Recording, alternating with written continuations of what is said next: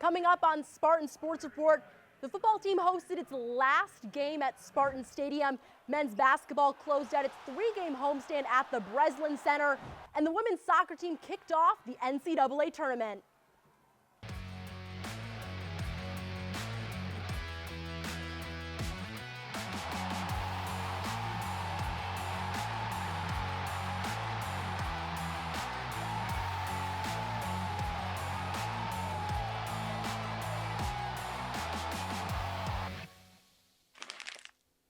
Welcome into the Spartan Newsroom for a brand new episode of Spartan Sports Report. I'm Derek Mitchell alongside Olivia Kalinsky. And Olivia, the end of the semester is nearing, which means we'll only have 3 more episodes of SSR. Can you believe that? No, I actually can't believe it, Derek. Just how I can't believe women's soccer is already in tournament play, or how the football team just played its last game of the season at Spartan Stadium. I know, Olivia, it is insane, and that's where we'll start. Senior Day at Spartan Stadium. MSU football hosted Penn State in its final game at Spartan Stadium on Senior Day in the battle for the land-grant trophy. The Green and White looked to earn their first conference victory and snap their 6-game losing streak against the 3-6 Nittany Lions. Following a forced 3-and-out by the MSU defense, the Spartans came out firing with this 57-yard rushing touchdown from Elijah Tolliver on the first very snap drive. MSU's momentum was short-lived, though, and Penn State answered with this 8-yard rushing touchdown by Katron Allen to even the score at 7. Later in the first half, Penn State scored on the 75-yard touchdown by Devontae Ross, leading to a walk-in score. The Nittany Lions dominated the ground game in the second half with a 9-minute and 5-second drive, leading to a 4-yard touchdown catch by Ross. In the fourth quarter, 2 roughing the passer penalties were called on PSU to put the Spartans in scoring position, but Alicio Milivojevic was sacked for a loss of 10 yards and a fumble. The Nittany Lions put it away with this 26-yard rushing touchdown by Allen. Head coach Jonathan Smith looks to keep his team focused now that it has been eliminated from bowl contention. Talked about the respect for everyone in the room individually, but also the respect to the amount of work that's been put in. And so we got 2 more opportunities, and that'll be a message of still finishing this thing the right way. This loss drops Michigan State to 3-7 on the season. The Spartans look to finish the remainder of their season in Iowa City against the Iowa Hawkeyes next Saturday at 3:30 p.m. Hopefully a team with a little bit more luck. The number 24 Michigan State women's basketball team took on the Youngstown State Penguins in its 3rd game of the season Wednesday night at the Breslin. Despite a slow start, the Spartans quickly overpowering the Penguins with dominant offense, scoring 25 points in the first quarter. And take a look here at Emma Shoemate. She drained 3 triples in the first 10 minutes, helping the Spartans find their rhythm early in the game.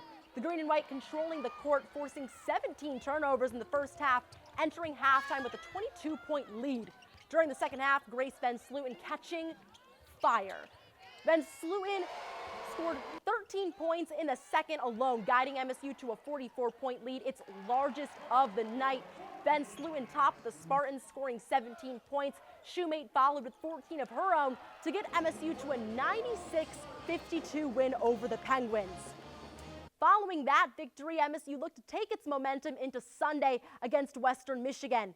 Highlighted by an immediate 18-0 run, the Spartans jumped out to an absurdly hot start. The story of the second half, though, was redshirt senior forward Iselin Alexander, who dropped a career-high 20 points while going 9 for 9. The Spartans coasted to the 98-44 victory, marking the 11th straight season MSU has started 4-0.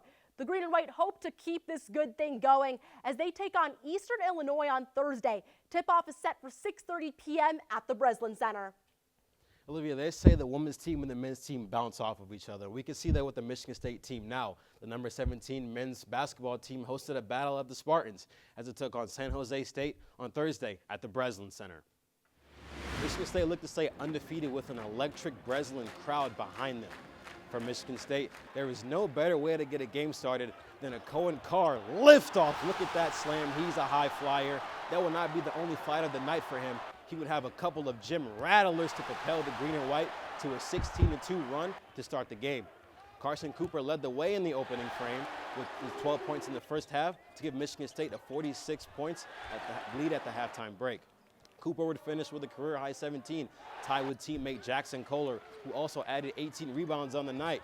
San Jose State Kobe Garland will make it close with his tough and one bucket and finish with a game-high 22 points on the night. However, a couple of closing minute Jeremy Fierce threes topped off by a car with a steering, twisting, reverse jam to finish off a 79-60 victory for Michigan State. Ty Mizzo's team will travel to Madison Square Garden for the Champions Classic with a matchup against the Kentucky Wildcats Tuesday night at 6:30 before returning home on Friday to take on the Detroit Mercy Titans. All right, Derek, you got your basketball fix. Time for hockey. The #1 Michigan State men's ice hockey team traveled to South Bend, Indiana for its first Big Ten series on the road against Notre Dame. On Friday, freshman forward Porter Martone opened up the scoring halfway through the first period and later scored again on a Spartan power play. This combined with junior goaltender Trey Augustine's 24 saves and goals from junior defensemen Maxim Sturback and freshman forward Riker Lee to lead the Spartans to the 4-1 victory over the Fighting Irish. Following the Spartans' dominant win in Game 1, the hockey team looked to complete the sweep of Notre Dame on Saturday. Michigan State struck first in Game 2 with a goal from Lee just 90 seconds into the first period. And then early in the second, senior forward Charlie Stramel connected with Martone to give the Spartans goal number 2 of the night. The Fighting Irish would cut the Spartans' lead in half with a goal scored by forward Danny Nelson, but that wouldn't be enough as junior forward Tommy Manisto scored on an empty net, making the final score 3-1 Michigan State. The Spartans will be back home this weekend as they host #7 Wisconsin at Munn Ice Arena.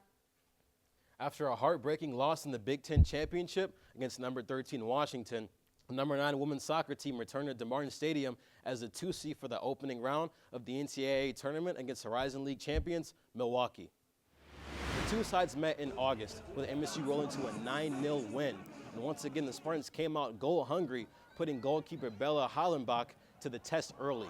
Kennedy Bell showed why she was named the Big Ten Forward of the Year, winning the ball to put herself through on goal and sliding this one away to give Michigan State an early lead. The green and white weren't done on the attack, though. Searching for another goal, it's Bella Najira firing this shot but clipping the crossbar. Michigan State continued to apply the pressure in the second half, keeping Hollenbach busy. Just 3 minutes after Kayla Briggs doubled the lead, Emerson Sargent snuck this shot through the keeper's legs for her 3rd goal in the last 3 games.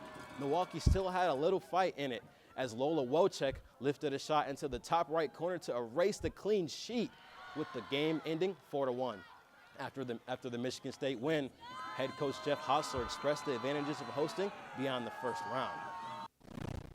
All of our planning Saturday, Sunday, this morning has been about the match. It hasn't been about the travel logistics or the hotel or how we're getting there, what meals we have to plan and prep for.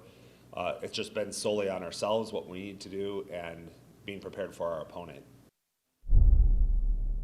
The Spartans will look to make their 3rd consecutive third-round appearance as they take on #7 Wake Forest this Thursday at 6 p.m. here in East Lansing.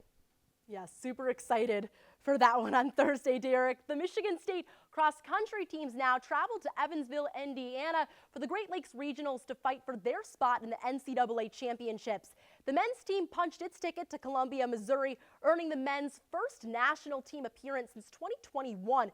The women, although not going as a team, will send sophomore All-American Rachel Forsyth to nationals as an individual qualifier. She finished 3rd in the regional 6K with a season best time of 19:45.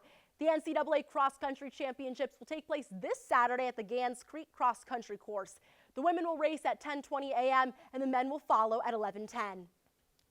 Olivia, let's say don't try things that you can't do, but I know I can't run in those times, so we're going to talk about some wrestling now. The Michigan State men's wrestling team opened its dual season last Friday night at Long Island University. Setting the tone was redshirt junior Nick Corday, who struggled early but flipped the switch, scoring 10 unanswered points to earn the win. Redshirt senior Andy Hampton followed with a victory of his own, which began a stretch of 7 straight wins for the green and white. MSU saw 2 wrestlers make their dual debuts. Redshirt freshman Darius Marines took a 3-1 decision victory, while graduate transfer Connor O'Neill earned an 11-7 decision win. The Spartans swept the Sharks 34-0 to win their opener in dominant fashion. After the standout win, the green and white traveled to Lawrence. New Jersey on Sunday for a dual meet matchup against the Rider Broncs at Alumni Gym. After falling 11-0 following the first 3 bouts, redshirt sophomore Clayton Jones pinned number 33 ranked Dylan Layton in 3 minutes and 38 seconds in the second period to get Sparty on the board in the 149-pound match. Marines would bring MSU back within 2 points following a 5-1 decision, but Michigan State's comeback bid fell short. With the final being 24-16, the Spartans will set their sights on the Keystone Classic in Philadelphia this Sunday. By the way, Olivia, I honestly can't wrestle either, so I got to go back on that. I was going to say, I was like, okay, cool, you don't want to run? I would like to see you try that wrestling instead. But rounding us out tonight, the Michigan State women's volleyball team played host to number 11 Wisconsin on Friday night at the Breslin Center. The opening set was tight early, with the Spartans staying within 4 of the Badgers throughout the majority of set 1. However, Wisconsin finishing strong, putting together a 6-1 scoring run, pulling away and securing the set 25-17. The green and white looking to bounce back in set 2, though. Towards the end, the Spartans leading 20-19, but just like set 1, Wisconsin came blazing. A 6-1 scoring run to end the second set 25-21. The third set, though, was a thriller with some free volleyball at the end. Taylor Hold'em from the backline launches this one over her 11th kill of the match to even the score at 25. The back and forth nature continuing until Wisconsin's Mimi Collier has the laser. Spartans unable to stop the ranked Badgers as Wisconsin took set 3 28-26. The Spartans fell in straight sets and dropped to 18-7 overall. After the loss, Michigan State headed over to Ann Arbor on Sunday to take on its rivals, the Michigan Wolverines. MSU head coach Kristen Kelsey and her squad swept Michigan back in September, but this time U of M was ready. The first set began with lots of back and forth play, but the Maize and Blue snatched the first set with 3 straight points to close it out. The Wolverines continued to dominate over the next 2 sets, ultimately sweeping the Spartans. Junior outside hitter Karolina Stanaszewska led the green and white with 13 kills, but it wasn't enough to avoid those brooms. The Spartans will hope to find a win against number 24 Penn State this Friday at 7 p.m. out at University Park. And that wraps up this week's episode of Spartan Sports Report. Derek, what are you wearing? You know the saying, when Superman goes into the clothing little thing, you know, he goes in the phone booth and he switches out clothes. I just did that right here on this set. And I'm just messing around with my cap and gown because sadly, this is my last show on the desk with graduation approaching very fast. Honestly, tears are flowing from my eyes right now, but it's okay. And I wanted to say I really love everybody who has poured into me here at Spartan Sports Report. And I just have gained so much and I want to give that back to everybody. So thank you all for being so amazing to me. Stop. And yeah, I guess I should accept that graduation is nearing too, so I'll pop this on. But super thankful for the last couple of years, for everyone that tuned into our show, and of course for you, Derek Mitchell. Thank you, Olivia. We might be out, but Spartan Sports Report sure is not. For more content, make sure to check out all of our social medias below and the Spartan Newsroom website as well. I'm Derek Mitchell for the last time. And I'm Olivia Klinsky. They'll see you next week.